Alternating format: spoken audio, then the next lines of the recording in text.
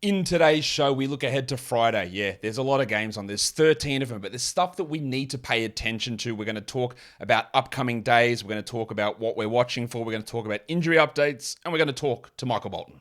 Thanks, Josh. It's Michael Bolton here, and it's time for another episode of the Locked On Fantasy Basketball Podcast. Let's get to it. Let's get to it, indeed. You are Locked On Fantasy Basketball, your daily fantasy basketball podcast, part of the Locked On Podcast Network.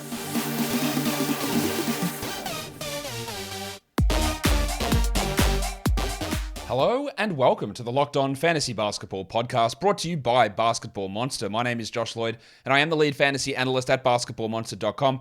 And you can find me on Twitter, as always, at redrock_bball, on TikTok at redrock_bball, and on Instagram at Locked On Fantasy Basketball. Today's episode is brought to you by FanDuel Sportsbook, official sportsbook of Locked On. Make every moment more. Visit FanDuel.com/LockedOn today to get started. Thank you for making Locked On Fantasy Basketball your first listen every day. We are free and available on all platforms. There are 13 games on, so get your streaming ideas out of your head, to a degree. Look at your roster. That's the number one thing you got to do before taking in this information. Look at your roster. Do you have guys that might be sitting? Do you have guys that you can drop? Because there are going to be players that are on your wire who might actually crack your best 10 players. But is that upgrade worth it? Is it worth burning an ad when you could use it Saturday? I don't know. That's what you need to look at. How do your active roster spots step up? Is the upgrade from your 10th guy to someone on the waiver wire actually worth it? Does your league go into next week? All of these things are going to frame your decisions in terms of who you're able to add, or if you add anyone, or what you do with anything that's going on in this ridiculous time of the season where there are so many teams not caring and sitting guys and preparing for playoffs or preparing for the lottery. That's what happens at this time of the year with, 10 days to go in the regular season. So, Warnie. Let's get it on, Gilly. There are 13 games on. We're not going to do our usual streaming. Hey, stream this guy in today. These are our stream lists. No point. What we are going to talk about is what we need to pay attention to in these games, because things might pop up. Again, it is all very, very individual about what your team needs, what your situation is, and whether that upgrade is significantly worth it for you or not. The Bulls and the Hornets. The Bulls have nearly every team has 2 more games this week. The only team that doesn't, I believe, is Boston. They have 1 more game. And they've got 2, which includes Thursday, but I'm recording this talking about as if Thursday's games are done, which they are not. But they have 1 more game on Friday, and that's it for them for the week. Everyone else, 2 more games for the week. And then next week, reminder, no games on Monday. But most teams play 4 games because you've got so many jam-packed days next week as well. That's important to know. So many jam-packed. In fact, I might as well just talk about what that is now in terms of the schedule. There's 0 games Monday. We'll do a weekly preview show on the weekend. 13 on Tuesday, 8 on Wednesday, 5 on Thursday, 11 on Friday, 3 on Saturday, and 15 on Sunday. Yeah, 15. So there's some weird days coming up next week as well. Bulls Hornets, 2 games this week, 4 games next week. For the Bulls, 2 for the Hornets this week, 3 for the Hornets next week. So on the Charlotte side of things, we got updates, and it doesn't actually help us. It doesn't help us. What we do know, right? One thing I do know is this is the turn for Kai Jones to be out. So it'll be Mark Williams and Nick Richards splitting the center minutes, and Kai Jones will sit. Terry Rozier's officially been ruled out. I feel pretty good that Rozier's season's done. I feel like he is not returning. I don't know that for sure, but I feel that he is not returning. I would say the same for Gordon Hayward. He's officially listed doubtful with the thumb sprain. Never saw this injury happen, and he's missed Tuesday. He will miss Friday as well. I would expect that Hayward is done for the season. The confusing one is Kelly Oubre, who left the game last Thursday, 23rd of March, with a shoulder issue, which seemed, as Elaine would say, fake. He missed Friday's game, he missed Sunday's game, he missed Tuesday's game, and he's officially listed questionable for Friday's game. But he was listed questionable on Tuesday as well, and then ruled out. I think they are shenaniganizing. Not a real word. I'm making it one. They're shenaniganizing like they did with Rozier earlier in the season, like they did with Cody Martin, like they did with Mark Williams, like they did with all of these injury situations. I really don't think Oubre is going to play, but they are listing him as questionable. We've got another one of those to piss on about later on. Piss on? That's not the right word. I don't know why I said that. With Indiana. But Oubre is officially questionable. I don't think he's going to play, so I'm going to approach this as if he's not. On the Bull side of things, Alex Caruso He is going to be listed on the injury report as questionable every game. I'm pretty sure that foot problem is a real issue. Well, Andre Drummond is questionable for personal reasons, and Javonte Green's He's questionable with a knee issue that has plagued him for months as well. If Caruso is out, then we're really looking at what Kobe White can do. White has played no fewer than 26 minutes in the last 5 games, and he's dipped under 26 minutes once in the last 7 games, and that was a game that he got hurt and went to the locker room. So he's playing good minutes. He scores, he hits threes, he's getting some assists, his steals can be okay. He's actually a better option at the moment than Patrick Williams, than Alex Caruso, than Dosunmu, and probably Patrick Beverley. And if it was a day where there wasn't 13 games, we'd look at him. If Drummond misses, Derek Jones Jr. gets solid minutes. In fact, Jones has been getting some strong minutes anyway, playing like 20 minutes a night with guys sort of in and out like Javonte Greens and those sort of players. So he's at least a deeper league guy. On the Hornets, I didn't mention this and I'll talk about it now. Dennis Smith Jr. was a late scratch and he's questionable with a toe issue. I don't have any sort of thoughts as to whether he is in or out. But what we do want to watch is if he is out, then we want to watch the Salt Fleek, Theo Maledon. Teo was great last game. The 4 blocks came out of nowhere, but he played 39 minutes. So if we do get an inkling that Smith is out, Maledon might be one of those players that you would start on a 13-game day because the boost is going to be insane. One guy who is available, who definitely will fit into your best players and would be an upgrade over your 10th guy, is Mark Williams. Oh, hi, Mark. Probably, unless they play him 22 minutes and Richards 26. But Williams is back, and he will start the next 2 games for the Hornets, and I think probably plays 26 to 30 minutes in those 2 games. That might be enough for you to care. Raptors Sixers. Raptors 2 games this week, 4 next week. Sixers 2 games this week, 4 next week. These teams, the majority of them, apart from the Clippers, the ones that play 2 games this week, play Friday and Sunday, 13-game days. The outs at the moment for this game, nobody. The Sixers have a completely clean injury report. The Raptors have a few guys on there. They've got the Barton-Banton combo, as well as Gaz Trent, who's questionable. Now, that's the big one. Or Joe Wieskamp, also questionable. If Barton, also not Barton, I don't care if Barton's out. If Trent is out, then we do look at more minutes for Boucher. We probably, unfortunately, look at more minutes for Barton. Hopefully, we look at more minutes for Doughton and more minutes for Achua. Precious was great. Last game, 25 minutes. Of course, he played 6 the game prior to that. His game log is wild. 25, 6, injured, 20, 3, 0, 14, 8. So if you feel any level of confidence in Precious Achua, you should not. If Trent is out, I'd be okay with Boucher. I wouldn't feel that good about Precious. And then you go to Jakob Poeltl, whose minutes have been down, but it's largely foul trouble. He hasn't hit 30 in each of the last 3 games. There's been some blowout situations there, like a 21-point win against the Pistons, but usually it's foul trouble. I don't think we're getting 33 out of him, but he should push back to the high 20s in minutes. For the Sixers, last game we got a really big night from George Niang. That's not reliable. He's a 3-point streamer, but he was good in that game. And then watching what they do. Does Shake Milton play? Because Shake played 0 minutes last game and they gave 33 minutes to DeAnthony Melton despite coming off the bench. Is that the new thing? Is that how they're going to run it? Because that makes Melton a startable player on a 13-game day. 30 minutes off the bench makes him a startable player. But to get there, we had to take the 20 minutes that Shake Milton was getting and get rid of him. So is that the route that old Not a Dr. Rivers is going to go? Well, we will find out. Today's episode is brought to you by FanDuel, the tournament. We are getting so close. The Final Four is here, and there's no better place to get in on the action than FanDuel, America's #1 sportsbook. Because right now, FanDuel is giving new customers a no-sweat first bet up to $1,000. That's up to $1,000 back in bonus bets if your first bet doesn't win. You go to FanDuel.com/lockedon. You can sign up today, and you can claim your no-sweat first bet. And then you can wager on everything from the money line, point spreads, and even bet the overall winner of both the men's and women's NCAA tournament. They've even got NIT odds up here. Is this the final NIT? UAB versus North Texas? Wow, not sure people are caring about that one. But it is up there over on FanDuel. Let's have a look at some more March Madness odds here. SDSU is a 2.5-point favorite against Florida Atlantic. UConn 5.5 over Miami. Wow, okay. Fair enough. What about the women's? South Carolina, 11.5-point favorites against Iowa. Wow. And LSU, 1.5-point favorites against Virginia Tech. So there are your odds over there on the FanDuel app, which is safe, secure, and super easy to use. So don't miss your shot at a no-sweat first bet up to $1,000. When you join FanDuel today, just go to FanDuel.com/lockedon to sign up. Make every moment more with FanDuel. And don't forget to gamble responsibly, of course. The mystical matchup. The Wizards, the Magic. Well, it's actually in Washington. I just said the Magic last so I could play the song last. Magic at Wizards. Both teams go 2-4. 2 games this week, 4 games next week. Kuzma's out. Season done. Not confirmed. Season's done. Bradley Beal's out. Not confirmed. Season's done. Daniel Gafford is questionable with a foot issue that cost him last game. So that's one to watch. Because Gafford would probably be startable if he played. And if he is out, then you get a big boost to Avdia, Kispert, Wright, Morris. On the Magic side of things, nobody injured for them apart from Kevon Harris. What we do want to see with them is Jalen Suggs, who's been a wild roller coaster. 24 minutes in each of the last 2 games, and the production couldn't have been more different.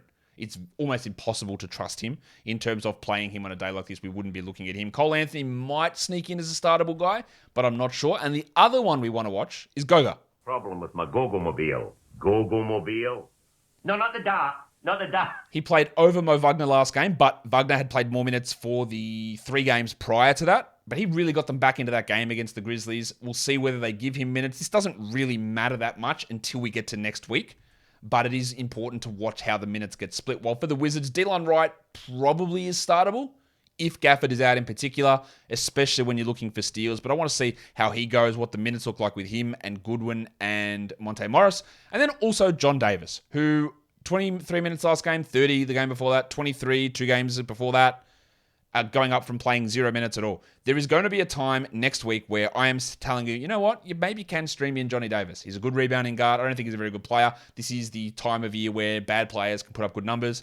And I just want to see what they're prioritizing with Johnny, who played more minutes than Jordan Goodwin in each of the last 2 games, despite being a worse player at this point in their career, but he is getting the minutes over him. And that sort of trend is always the thing that we want to watch. This next game is pretty annoying. It's the Thunder and the Pacers. Both of these teams go 2 games this week, 3 games next week. What we do know is that Shai Gilgeous-Alexander is out again for the Thunder. He's sat the last 2 games. They lost to the Pistons. They lost to the Hornets, beat the Pistons, and now they've got another tanking team in the Pacers. Lindy Waters has also been ruled out. But when I created this graphic, both Shai and Lindy were questionable. On the Pacers side of things, Buddy Hield is not on the injury report, nor is Aaron Nesmith. They were in doubt for me. They were somewhat questionable, but they are going to play. Now, we heard a quote from Rick Carlisle saying, there's a chance that Halliburton and Turner don't play again this season. Halliburton's ruled out. To me, that would suggest that he is done. But they've listed Miles Turner as questionable. And they've listed him questionable with ankle soreness. Initially, it was a back problem. When you see these ups and downs injuries, it makes me go, okay, what are we doing? But the questionable tag, again, makes it frustrating. Because what do we do now with Smith and Jackson? Why they would play him, I have no idea. They need to lose to get into the 5th or 6th spot and to have the Magic jump ahead of them. They want that spot. They want the hope that the Blazers slip up. There's not. The Blazers have no chance of winning. But they want to push into 6 or 5 in terms of odds. Probably 6 instead of 7. And definitely don't want to get to 8. So I don't think Turner's going to play, but I don't know. They've officially listed questionable despite what his comments were, Carlisle's comments were earlier today. Duarte also, I think he's done for the season. There's almost no way in my mind that Chris Duarte is going to play again after multiple ankle injuries this season. He's just not going to be out there. On the Thunder, we saw big minutes from Pig Williams last game. Is that something that's going to be able to stick? 32, but the game before that he played 18. So, again, we just don't know. Same as like Aaron Wiggins, who played 32 minutes against the Pistons and played 12 and 8 the games before that. He's not reliable. The rotation's not reliable. What is reliable is that Isaiah Joe's probably going to top 30 minutes. 32 and 33 the last 2 games. He was great against the Hornets. He struggled against the Pistons. But this is a huge opportunity again for Joe as a starting player to drop in 20 points, to hit 5 threes, to maybe get 2 steals. I think that is startable on this day. And with the chances that Shai might sit on Sunday against the Suns, although I reckon they get him back for that, Joe will still get 25 minutes. He might be useful as an ad.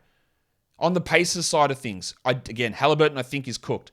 And I think they're going to limit TJ McConnell's playing time a little bit too, meaning Andrew Nembhard and Benedict Mathurin are going to get big opportunities to play big minutes. We've seen Mathurin play some huge minutes actually recently and played 41 and 38 the last 2 nights.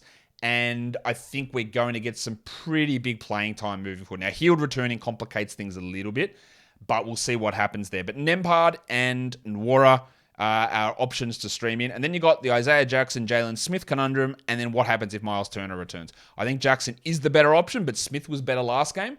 Jackson usually is better, and they've basically split the minutes between those two down the middle both games. But I think Jackson is worth an ad. Again, the Turner situation complicates it somewhat. The Knicks and the Cavs. Both these teams, 2 games this week, 3 games next week. And then we got the news today, which is probably the news that people who have this guy did not want to hear, but it was absolutely always coming, and that's Julius Randle.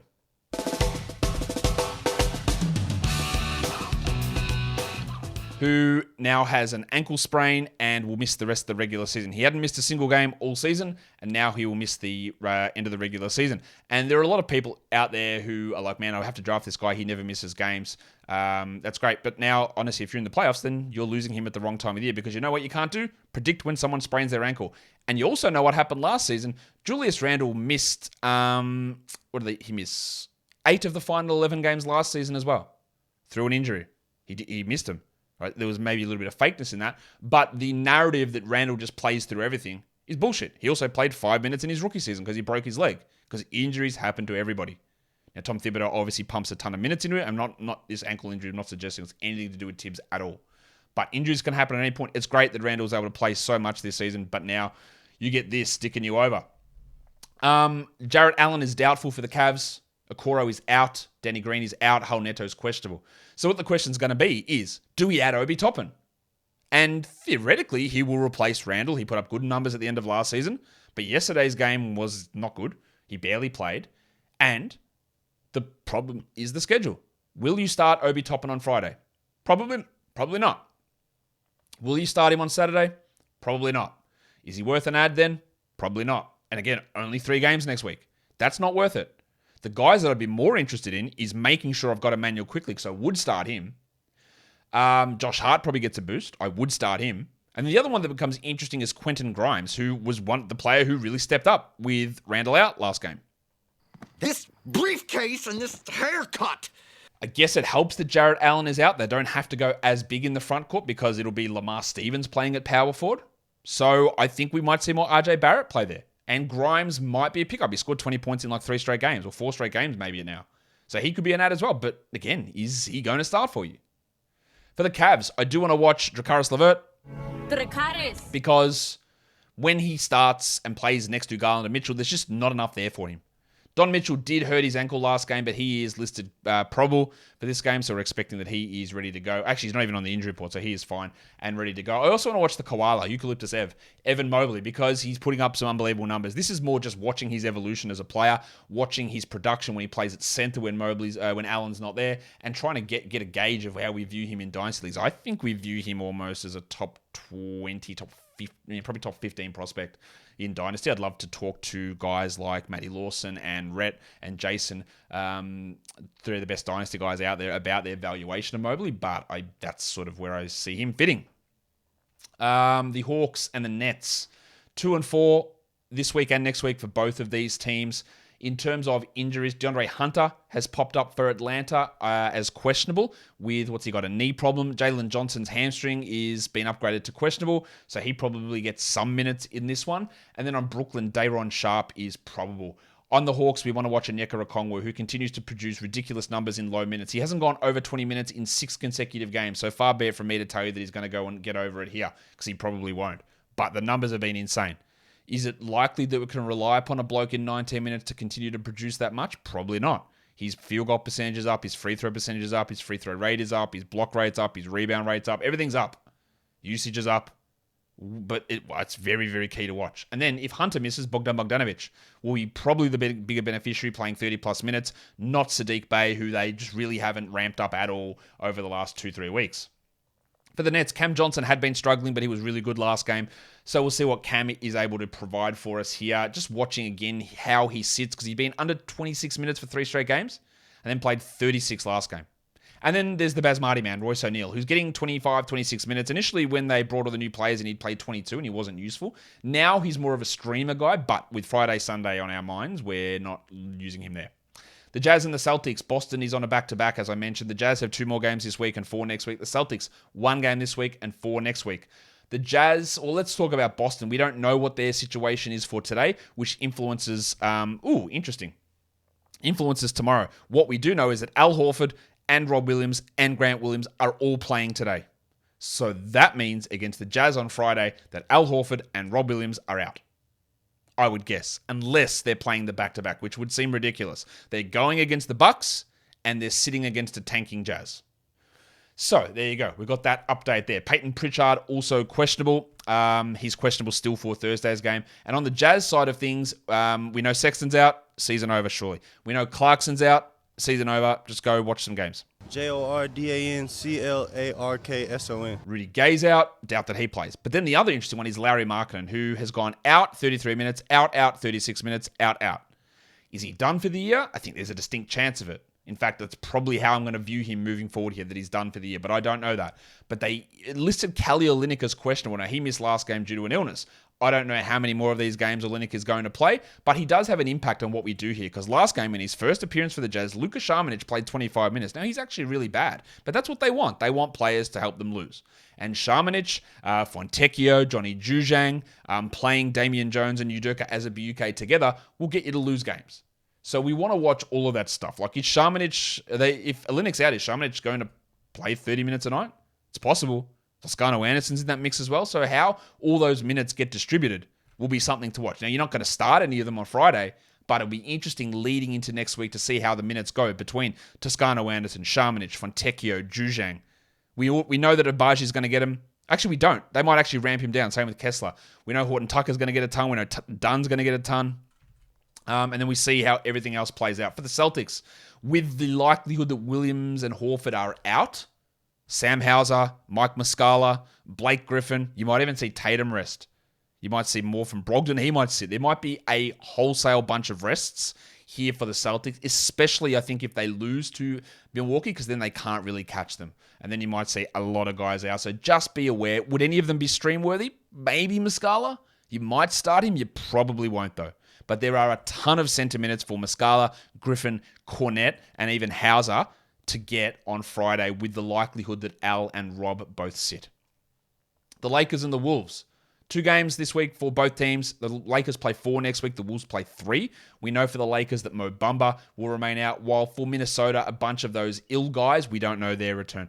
Taurean Prince, Austin Rivers, Matt Ryan all sat last game due to illness. There was illness issues with Kyle Anderson and Anthony Edwards as well, but they were able to play through it.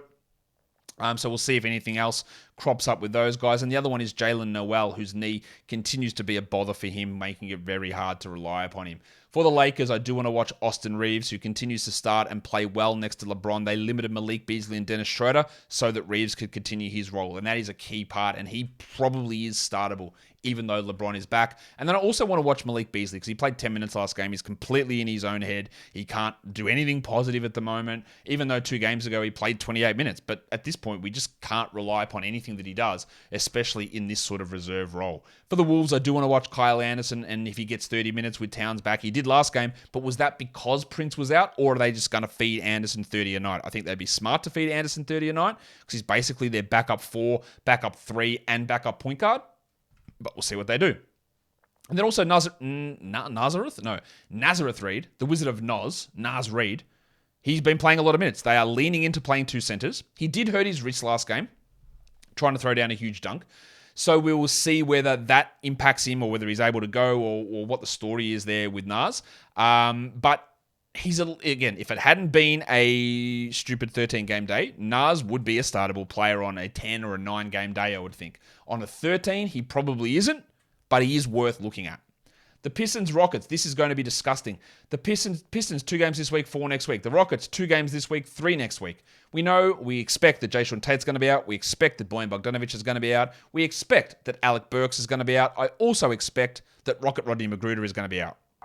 Rocket, we can't think. Sorry, mate. Come on. I also think that Killian Hayes will be out. He sprained his ankle or hurt his leg towards the end of last game against the Thunder. There hasn't been an update yet, but again, they want to lose.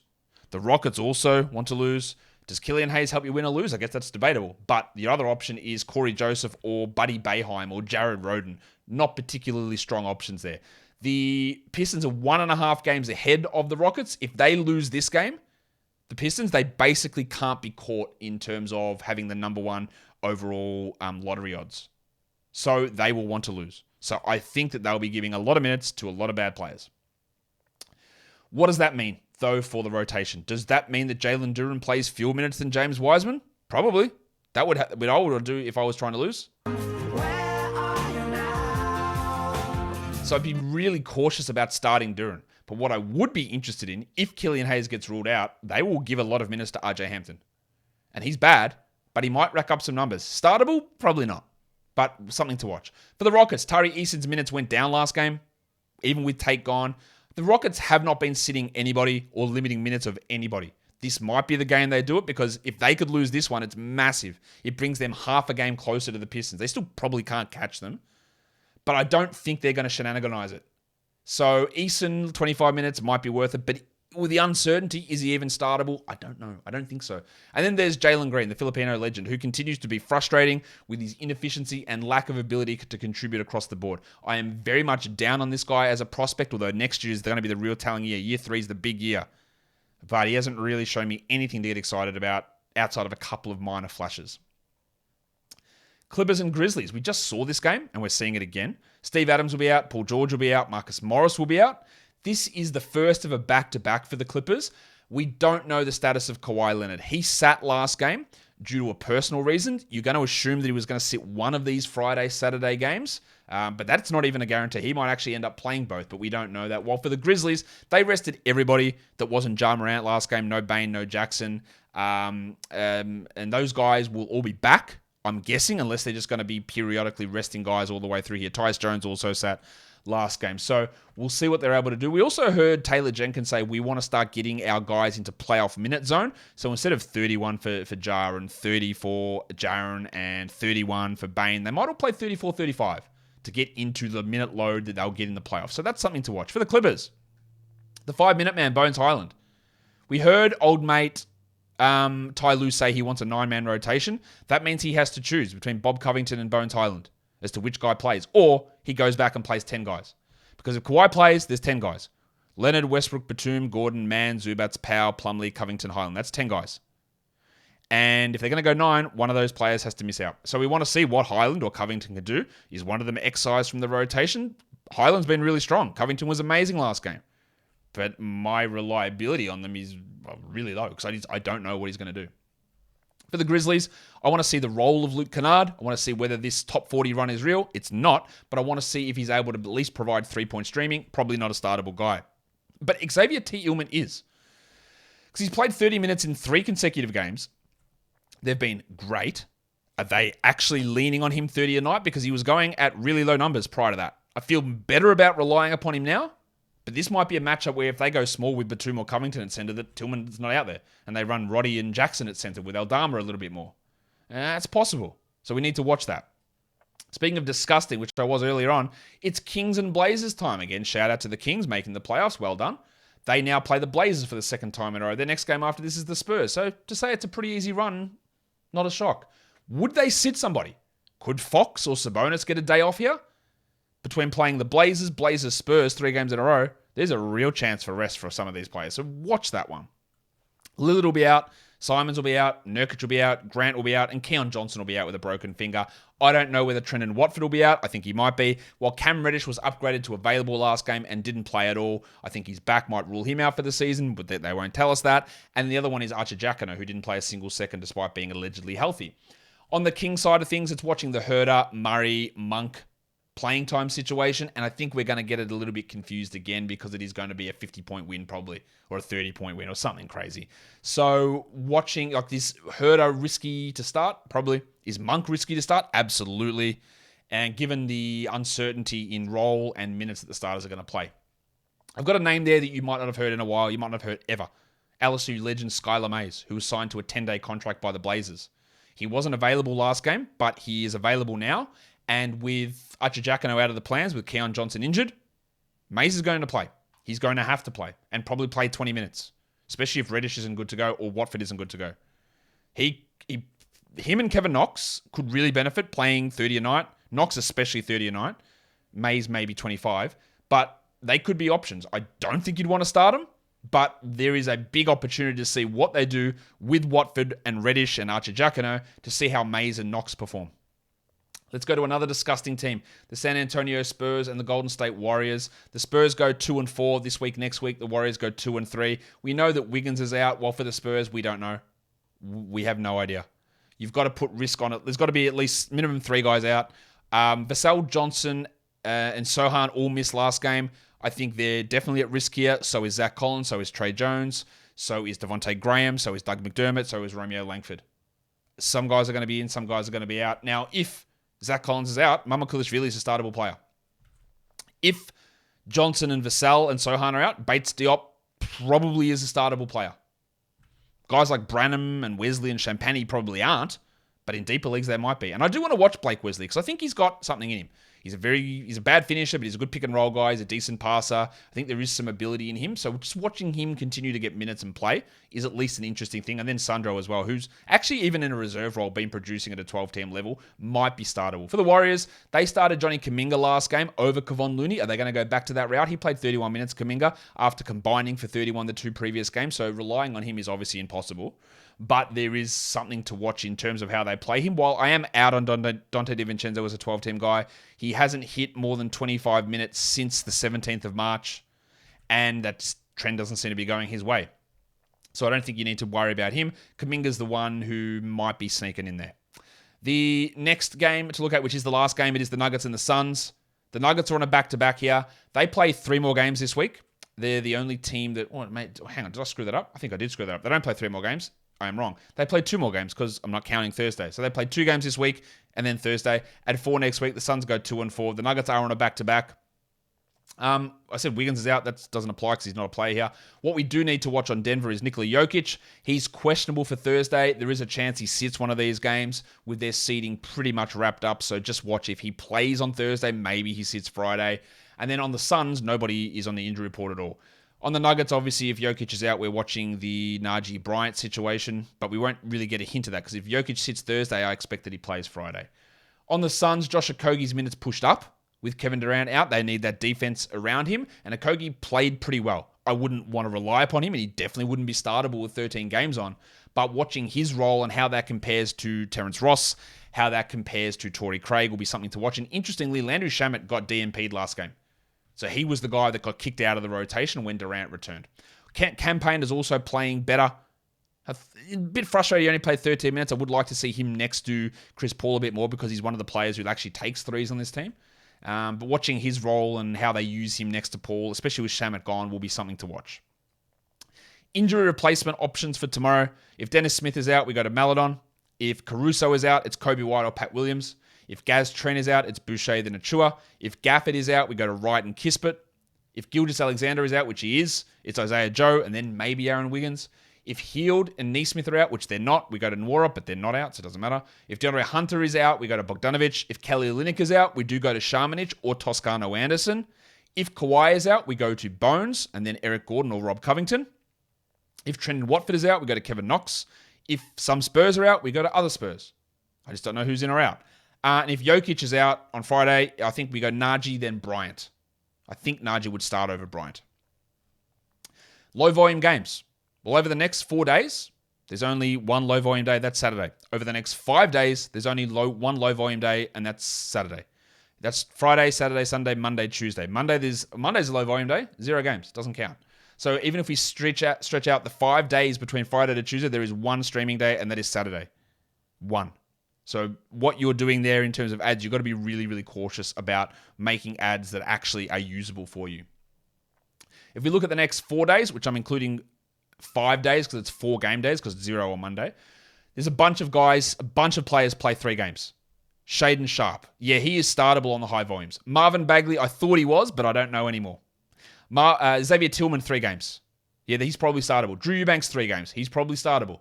Kevon Looney, 3 games. Borderline. Denny Avdia, 3 games. Startable. Delon Wright, 3 games. Borderline. Matisse Thybulle, 3 games. Borderline. In category leagues, points leagues, definitely not. And then we look at some upcoming chunks. There's no team playing 3 games in 4 nights because Monday is the 4th night there. There's no team playing 4 games in 5 nights. There is a bunch of teams playing 4 games in 6. It's the Nets, Lakers, Pistons, Bulls, Kings, Grizzlies, Wizards, Raptors, Hawks. No one plays 5 in 7, but then a lot of teams play 5 games in the next 8 nights. Detroit, Brooklyn, Phoenix, Sacramento, the Lakers, the Bulls, the Wizards, the Grizzlies, the Sixers, the Raptors, the Magic, and the Hawks. And looking at some of those teams, the Suns there, for example, the Grizzlies there, the Sixers there, teams that are good, that might be locked into seedings with a high load of 5 games in 8 nights, there might be some rests coming up for those guys across that time frame. And that is a 13-game preview for Friday. Don't forget to follow this podcast on Apple Podcasts, Google Podcasts, Stitcher, Spotify, and on the Odyssey app and on YouTube. Thumb it up and leave those comments down below. Guys, we are done here. Thank you so much for listening, everyone. See ya.